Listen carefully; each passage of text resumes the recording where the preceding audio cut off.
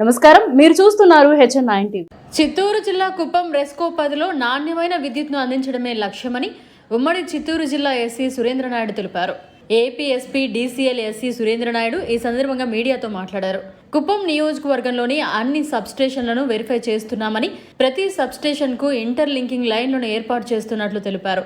3 నెలల్లో ప్రణాళికలు రూపొందించి ఎటువంటి ప్రమాదాలు జరగకుండా చర్యలు తీసుకుంటామన్నారు.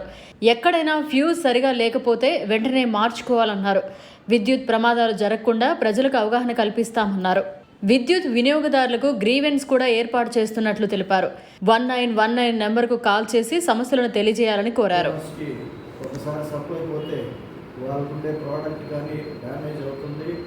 అది అలాంటివి జరగకుండా బెస్ట్ క్వాలిటీ ఆఫ్ సప్లై ఇవ్వాలనే ఉద్దేశంతో, అలాగే కన్జ్యూమర్స్కి వ్యవసాయానికి కూడా మంచి లో వోల్టేజ్ లేకుండా నాణ్యమైన విద్యుత్ ఇవ్వడానికి, సప్లై ఇంటరప్షన్ లేకుండా ప్రతి సబ్స్టేషన్కి ఇంటర్లింకింగ్ లైన్స్ వేయడానికి, ఇవన్నీ చెక్ చేసుకోవడానికి రెస్కో పరిధి జరిగింది.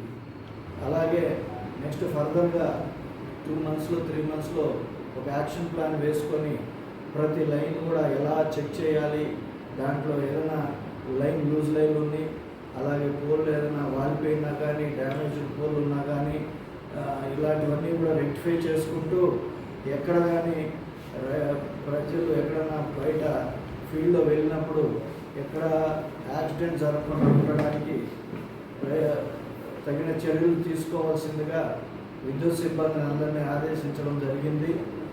అలాగే ప్రజలు కూడా ఎక్కడైనా నాన్ స్టాండర్డ్గా సర్వీస్ వైర్లు కానీ, అలాగే ఎక్కడైనా మోటార్ దగ్గర కూడా క్వాలిటీగా లేకుండా, ఎక్కడైనా ఫ్యూజ్ కంట్రోల్ ఇవన్నీ సరిగా లేకుండా ఉంటే అవన్నీ వెంటనే మార్చుకోవాల్సిందిగా కోరుచున్నాము.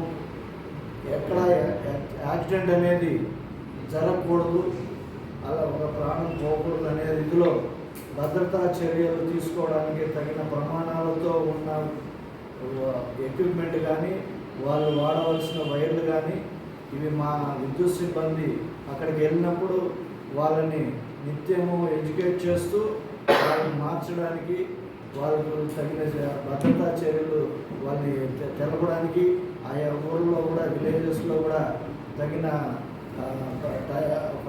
మీటింగ్లు పెట్టి వాటిని వాళ్ళ ప్రజలు కూడా ఎడ్యుకేట్ చేయాల్సిందిగా నేను కోరడం జరిగింది.